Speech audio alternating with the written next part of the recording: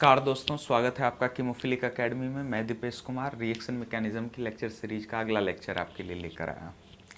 देखिए, हम लोग रिएक्शन मैकेनिज्म पढ़ रहे थे और रिएक्शन मैकेनिज्म में हमने अपने पिछले लेक्चर में aromatic electrophilic substitution reaction start किया था और उसमें हमने आपको कुछ बेसिक चीज़ें बताई थी और साथ ही साथ एक बेसिक मैकेनिज्म भी करके दिखाया था कि एरोमेटिक इलेक्ट्रोफिलिक सब्स्टिट्यूशन रिएक्शन का बेसिक मैकेनिज्म क्या होता है। और मैंने आपको ये बताया था कि इस रिएक्शन के अंदर हमें कुछ नेम रिएक्शन टाइप की चीज़ें भी पढ़ने को मिलती है। नेम रिएक्शन टाइप की इसलिए बोल रहा हूँ क्योंकि ये सब चीज़ें आप लोग 12th स्टैंडर्ड तक पढ़ चुके होते हैं। एक तो रिएक्शन है हमारा नाइट्रेशन, एक है हमारा हेलोजिनेशन और एक है हमारा सल्फोनेशन। तो आज के लेक्चर में हमारा फोकस होगा इन्हीं तीन रिएक्शन के ऊपर, नाइट्रेशन, हेलोजिनेशन और सल्फोनेशन। पहले हम नाइट्रेशन पढ़ेंगे, फिर हम सल्फोनेशन पढ़ेंगे और सबसे लास्ट में हेलोजिनेशन पढ़ेंगे। और एक बात और हम देखेंगे आज, जो कि हम देखते हैं ortho plus para by Meta ratio, समझ रहे हैं आप, या ऑर्थो पैरा रेशियो जिसको आप कहते हैं। तो एरोमेटिक इलेक्ट्रोफिलिक सब्स्टिट्यूशन रिएक्शन में ये रेशियो भी किस तरह से बढ़ता या घटता है उसके बारे में भी बात करेंगे हम लोग। तो चलिए सबसे पहले रिएक्शन की तरफ हम लोग चलते हैं। साइड में हम लिख रखे हैं, कोई बहुत बड़ी चीज़ नहीं है, आप ये कॉम्बिनेशन देखे ही होंगे। क्या है? बेंजीन रिंग ले रखा है और बेंजीन रिंग के ऊपर HNO3 और H2SO4 लगा रखा है। तो पता है आपको कि HNO3 और H2SO4 जो है वो नाइट्रेटिंग रिएजेंट है।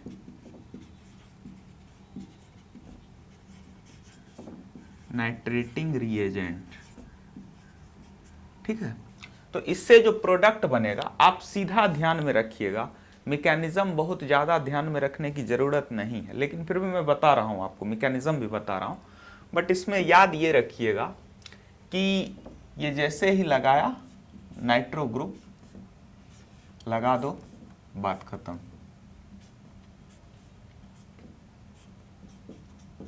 कुछ बहुत ज़्यादा इसमें सोचने की ज़रूरत नहीं है, यही रिएक्शन है।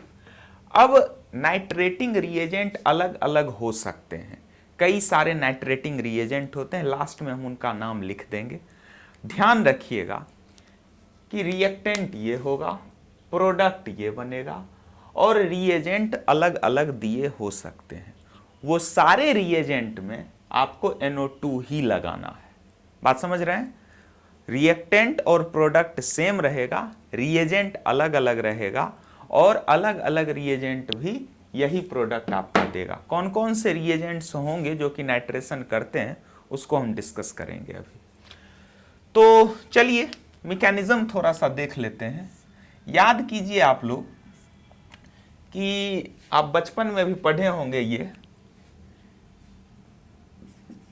HNO3 बना लो,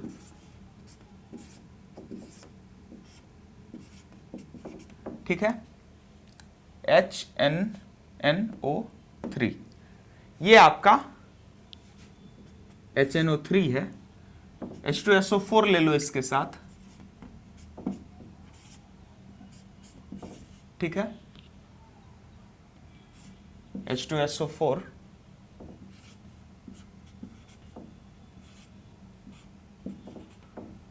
ठीक है। याद कीजिए, आप लोग पढ़े होंगे कि नाइट्रेशन के प्रोसेस में आपका जो HNO3 होता है वो एज अ बेस वर्क करता है और H2SO4 जो है वो एज ए एसिड वर्क करता है। तो चूंकि ये बेस है और ये एसिड है, तो बेस का क्या काम होता है, इतने दिनों के बाद आपको ये तो पता होना चाहिए कि बेस क्या करता है। तो आपको पता है कि बेस का काम है एसिडिक हाइड्रोजन को रिमूव करना, तो करवा दो। यहां पर जो लोन पेयर है, ये लोन पेयर इस हाइड्रोजन को रिमूव करता है और ये इधर से इधर शिफ्ट हो जाता है, ठीक है। तो इससे ये कुछ इस तरह का बन के आता है, NO O माइनस NOH2। देख पा रहे हैं आप? अब क्या है, ये O- इधर शिफ्ट हो जाएगा और ये OH2 बाहर निकल जाएगा। तो इससे जो बन के आएगा वो ये बन के आता है। देख पा रहे हैं आप? इसका एक नाम होता है नाइट्रोनियम आयन।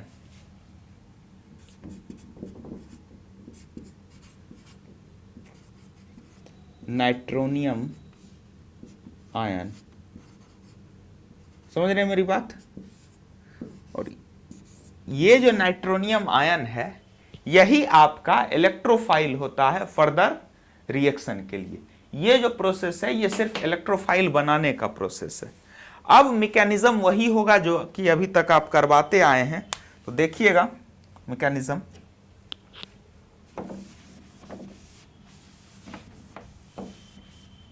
हाँ, एक और बात ध्यान रखिएगा, नाइट्रोनियम आयन के साथ में HSO4 भी मिल रहा है, कॉन्जुगेट बेस जो बना, तो ये भी लिख लीजिएगा, नाइट्रोनियम आयन और HSO4। चलिए फर्स्ट स्टेप की तरफ चलते हैं। देखो, रिंग ले लो, ठीक है, लगा लो इसके ऊपर नाइट्रोनियम आयन।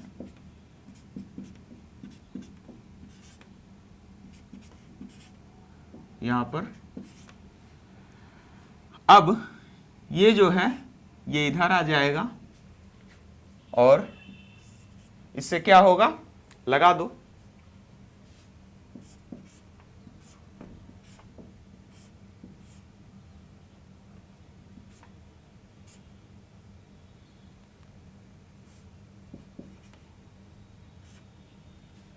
और N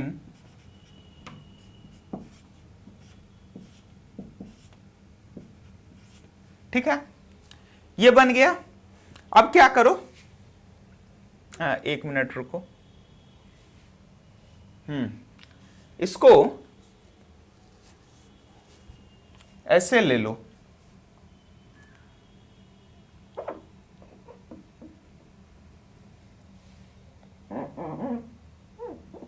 रेजोनेंस करवाना ठीक रहेगा।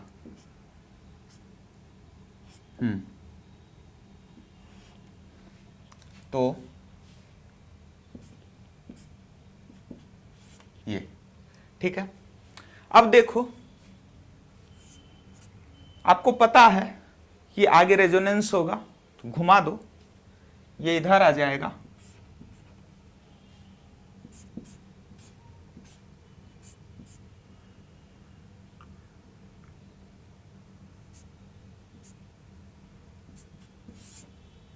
ठीक है।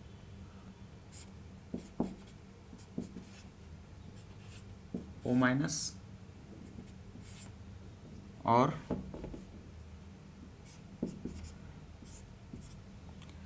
फिर से कर दो,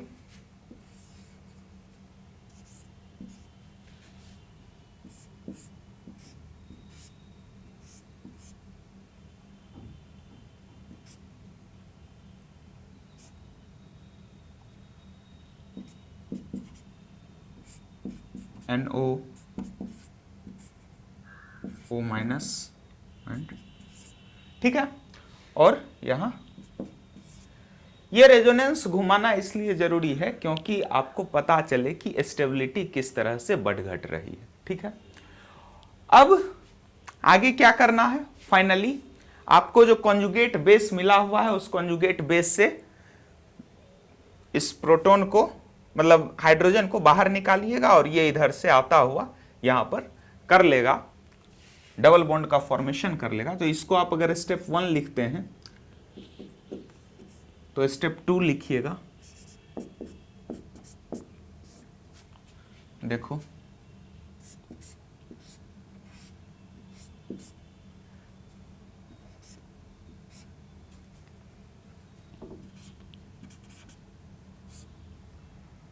NO O-, ठीक है। अगर यहां पर आप HSO4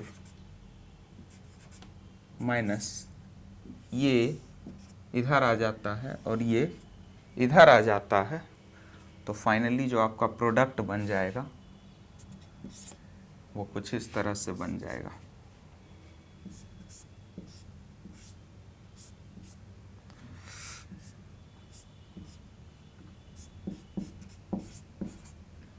देख पा रहे हैं आप, यही आपका नाइट्रेशन का प्रोडक्ट होता है।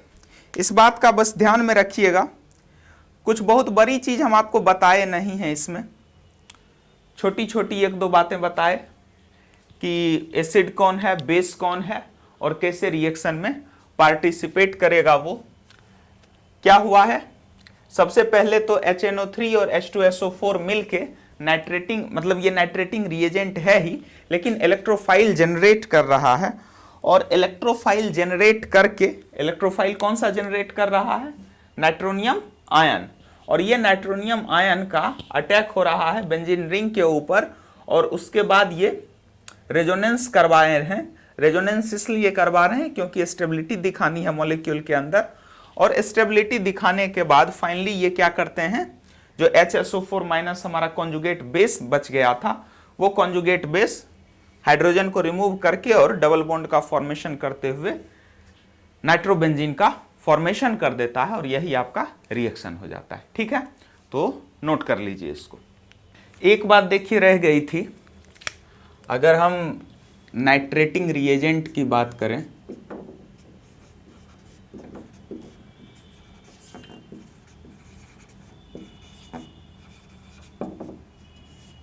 तो इसमें कुछ रिएजेंट्स हैं, मैं लिख देता हूं। सबसे पहला तो आप लिख लीजिए concentrated HNO3 plus concentrated H2SO4। दूसरा आप लिख लीजिएगा fume of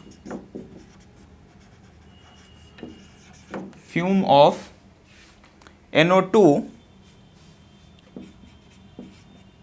plus concentrated HNO3। ठीक है, ये लिख लीजिए। अगला लिखिएगा, तीसरा रिएजेंट लिखिएगा, नंबर 3 दीजिए AC2O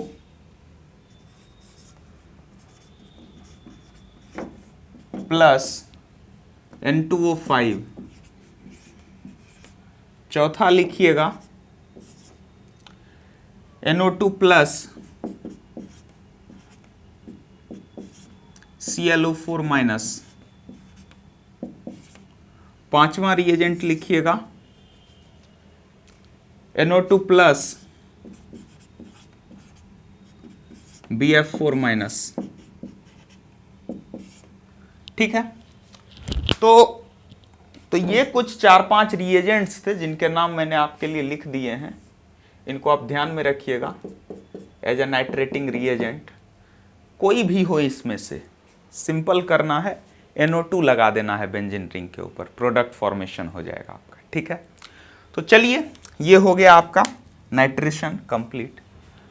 अब हम बढ़ते हैं अगले रिएक्शन की तरफ, सल्फोनेशन। बहुत सिंपल रिएक्शन है, मैकेनिज्म बस ध्यान में रखिएगा, करने की भी जरूरत नहीं है एक्चुअली मैकेनिज्म। अगर पेपर में आए ये सब क्वेश्चंस तो मैकेनिज्म करने की कोई आवश्यकता नहीं है, सीधा आप प्रॉब्लम को कर सकते हैं। तो चलिए दूसरा देखते हैं, क्या दे रखा है, बेंजीन रिंग के ऊपर H2SO4 लगा रखा है। क्वेश्चन लिख लेते हैं,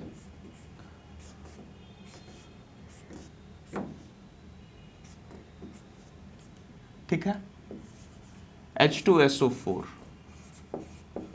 चलो इसका बनाते हैं हम लोग रिएजेंट। तो H2SO4 का स्ट्रक्चर लिखो,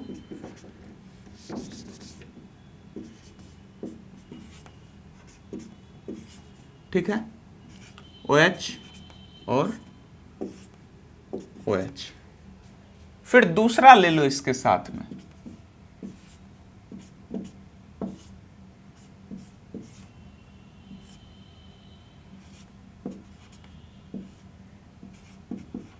होता क्या है, जैसे वहां पर आप देख रहे थे ना कि हाइड्रोजन रिमूव हो रहा है, यहां पर भी हाइड्रोजन रिमूव होता है, लेकिन यहां पर एक H2SO4 दूसरे H2SO4 के हाइड्रोजन को लेता है, तो ये इधर से अटैक करेगा इसके ऊपर और ये इधर आ जाएगा।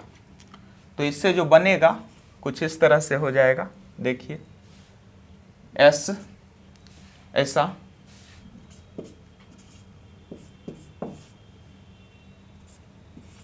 OH और H2O, मतलब OH2,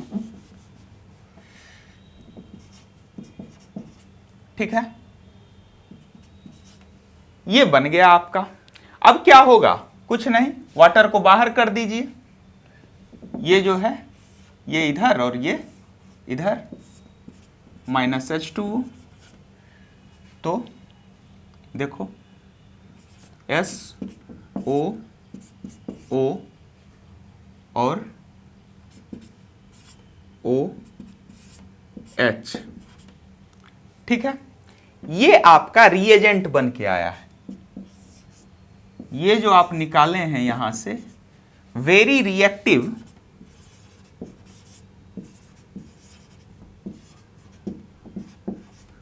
सल्फोनेटिंग रिएजेंट,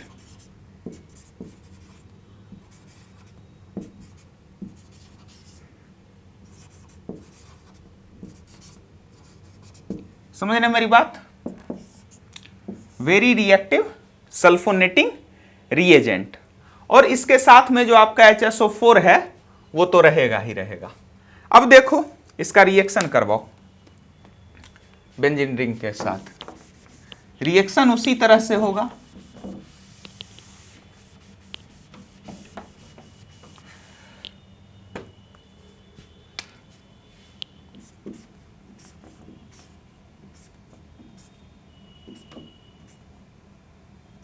ये ले रखा है,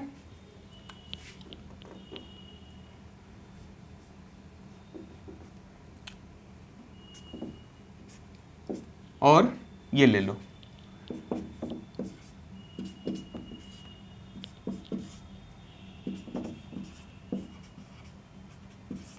ठीक है, करवा दो, कुछ नहीं होगा, ये जो बॉन्ड है इधर ले आओ, बस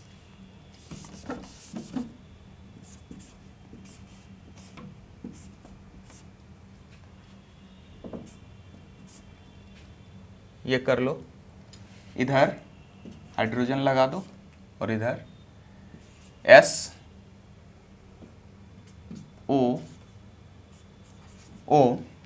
और OH।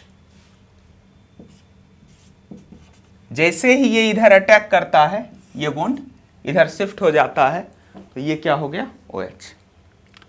बस यहां पर पॉजिटिव चार्ज। अब इसका रेजोनेंस आप करवा लीजिएगा,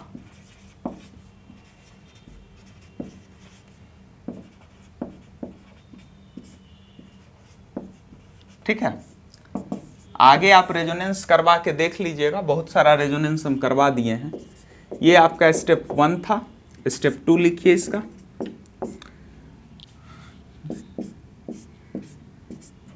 ठीक है, और HSO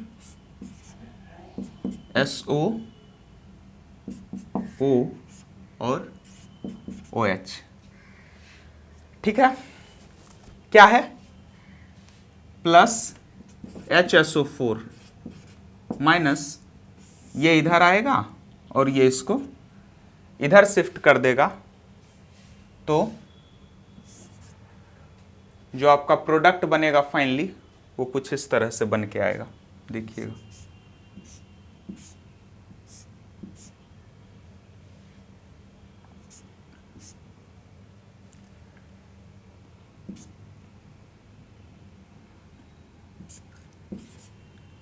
SO3H, ठीक है।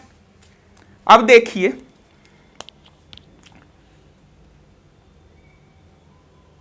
ये आपका बेंजीन सल्फोनिक एसिड का फॉर्मेशन हो गया।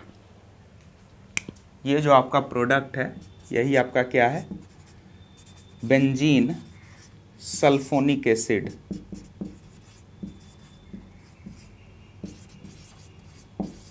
ठीक है, ये फाइनल प्रोडक्ट बन गया। किए क्या है इस रिएक्शन में, बस ध्यान रखिएगा, कुछ नहीं किए हैं। ये जो आपका है सल्फ्यूरिक एसिड, दोनों सल्फ्यूरिक एसिड में से एक सल्फ्यूरिक एसिड बेस की तरफ वर्क कर रहा है, एक एसिड की तरफ वर्क कर रहा है, एक दूसरे का प्रोटॉन ले रहा है, और उसके बाद ये रिएक्शन करके इस तरह का कुछ सल्फोनेटिंग रिएजेंट का फॉर्मेशन कर रहा है। और ये सल्फोनेटिंग रिएजेंट आगे क्या कर रहा है, अटैक कर रहा है बेंजीन रिंग के ऊपर। उसके बाद उसमें हम रेजोनेंस करवाएंगे, रेजोनेंस करवा के स्टेबिलिटी गेन करेंगे, और फिर फाइनली उसका जो आपका कॉन्जुगेट बेस जो बना था H2SO4 का, उसका अटैक करके दूसरे प्रोटॉन को निकाल के और डबल बॉन्ड बनाते हुए फाइनली बेंजीन सल्फोनिक एसिड का फॉर्मेशन कर देंगे, जो कि आपका फाइनल प्रोडक्ट होगा। समझ रहे मेरी बात? तो ये हो गया आपका दूसरा। इसमें एक बात और देखिएगा, जो आपका सल्फोनेटिंग रिएजेंट होता है उसमें 2 H2SO4 के मॉलिक्यूल भी ले सकते हैं आप, और उसके साथ में एक और ऑप्शन है आपके पास जो कि आप ले सकते हैं, वो भी हम लिख देते हैं आपके लिए।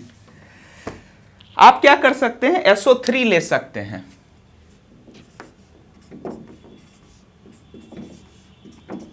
और इसके साथ में H2SO4 ले सकते हैं।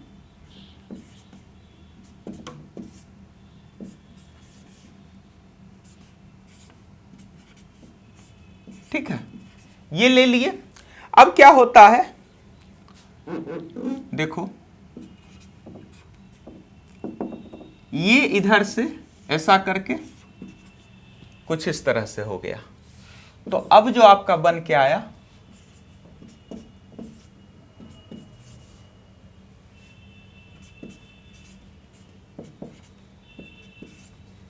ये जो है ना आपका, ये भी आपका सल्फोनेटिंग रिएजेंट ही है, और साथ ही साथ HSO4 भी तो बच गया।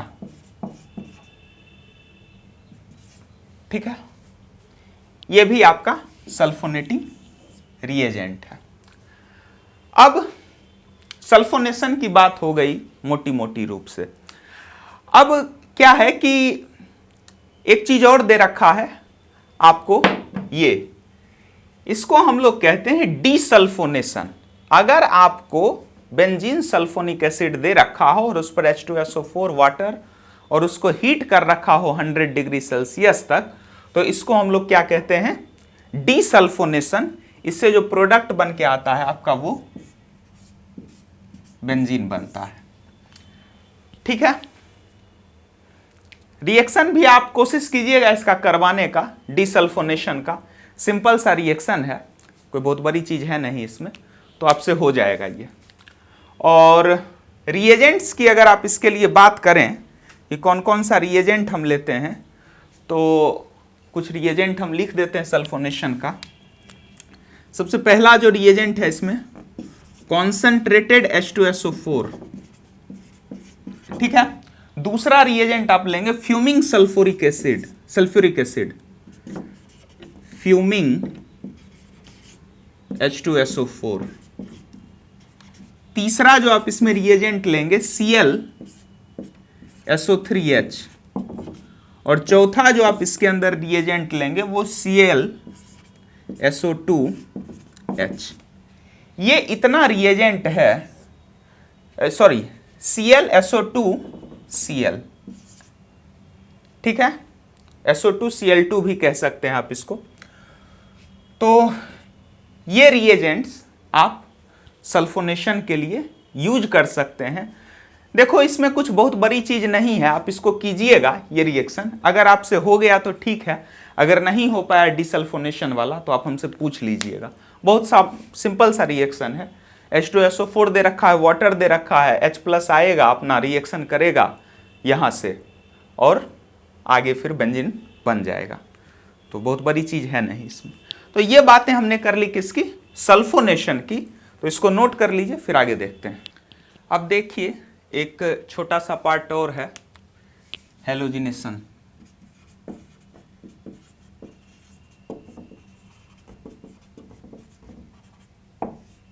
कुछ नहीं है, बेंजीन रिंग के ऊपर ब्रोमीन Br2Cl2 या फ्लोरीन या फिर आयोडीन लगाना है। तो ब्रोमीन का तो मैं बताऊंगा आपको, क्लोरीन का ब्रोमीन की तरह एज इट इज होता है, और फ्लोरीन और आयोडीन का आप मुझे करके दिखाइएगा, ठीक है। अगर आपसे हो गया तो ठीक है, नहीं हुआ तो हमसे पूछ लीजिएगा, बता देंगे। अब देखिए करके दिखाते हैं हम आपको। एक और बात ध्यान रखिएगा, पीछे जो डीसल्फोनेशन का एक रिएक्शन हम दे रखे थे H2SO4 100 डिग्री सेल्सियस और वाटर के साथ, वो आप करने की कोशिश कीजिएगा। थोड़ा सा अच्छा रिएक्शन है बट आप करने की कोशिश कीजिएगा उसको। इसको देखो क्या है, सिंपल है। बेंजीन रिंग ले रखा है, Br2 और FeBr3 दे रखा है। सबसे पहले क्या होगा, ये जो Br2 है ये इसका FeBr3 के साथ रिएक्शन होगा, ये इसके वैकेंट ऑर्बिटल में अपना इलेक्ट्रॉन देगा और इससे ये कुछ इस तरह से बन के आ जाएगा Br प्लस FeBr3 माइनस, ठीक है। ये बन गया, ये आपका लुईस बेस, लुईस एसिड और Lewis acid Lewis base complex, ठीक, सिंपल सी बात है। अब क्या होगा, अब यही आपका आगे रिएक्शन में पार्टिसिपेट करेगा, करवा दो। स्टेप फर्स्ट लिखो, क्या दे रखा है, बेंजीन ले लो और उसके साथ में Br प्लस FeBr3 माइनस, ये जो है सॉरी इधर आ जाएगा और ये इधर शिफ्ट हो जाएगा, तो इससे जो बन के आएगा कुछ इस तरह से बनेगा, लगा दो यहाँ BrH पॉजिटिव चार्ज, और आगे इसका रेजोनेंस करवा लीजिए आप, रेजोनेंस करवा लो। ये इंपॉर्टेंट है क्योंकि स्टेबिलिटी गेन करवाने के लिए रेजोनेंस होगा ही, ठीक है। इसके बाद क्या होगा, स्टेप 2 बहुत सिंपल है, ये ले लो BrH पॉजिटिव चार्ज और क्या दे रखा है, FeBr3, ठीक है, माइनस। अब देखो ये जो H है, इस H को ये ले लेता है, बाहर निकाल देता है, तो ये कुछ इस तरह से ऐसे आ गया। तो फाइनली जो आपका बन के आता है ये बन जाता है, ठीक है। तो ये सिंपल सा स्टेप था हेलोजिनेशन का। आप बाकी के क्वेश्चंस को भी ट्राई कीजिएगा करने का, हो जाएगा, सिंपल सा क्वेश्चन है। यहाँ पर हीट करेंगे, ये बाहर निकलेगा N2 के रूप में, उसके बाद BF3 जो है, मतलब BF4 में से एक F इधर आ जाएगा और BF3 को बाहर कर देगा, बस यही सिंपल सा रिएक्शन। यहाँ पर ये HNO3 और I2 आपस में रिएक्ट करके I प्लस देगा और फिर वो I प्लस आके इसके साथ बेंजीन के साथ रिएक्शन करके जुड़ जाएगा। अब देखो एक छोटा सा टॉपिक और इसके अंदर आता है, उसको बता देते हैं हम आपको।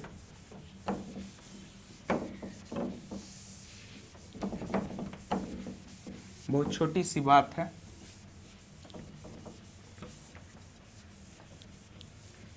देखो हेडिंग दो, ऑर्थो प्लस, या लिखो ऑर्थो बाय पैरा, और ortho plus para upon Meta ratio.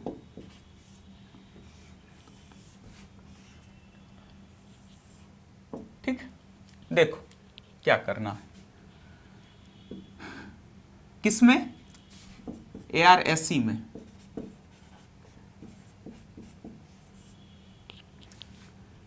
ये ले लो रिंग, इसके ऊपर CH3।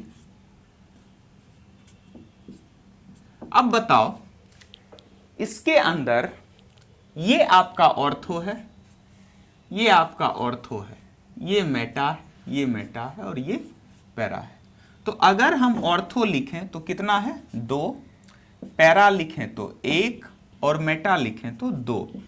अगर हम परसेंटेज की बात करें इस सब के, तो ये आपका 40%, ये आपका 20% और ये आपका 40%। ठीक है, तो अगर आइडियल कंडीशन में हम बात करें ortho plus para upon Meta ratio की, तो कितना हो जाएगा 40 जोड़ 20/40। ठीक है, तो 60/40 का रेशियो होना चाहिए आइडियल कंडीशन में। लेकिन अगर आप substituent, if substituent is ortho para directing,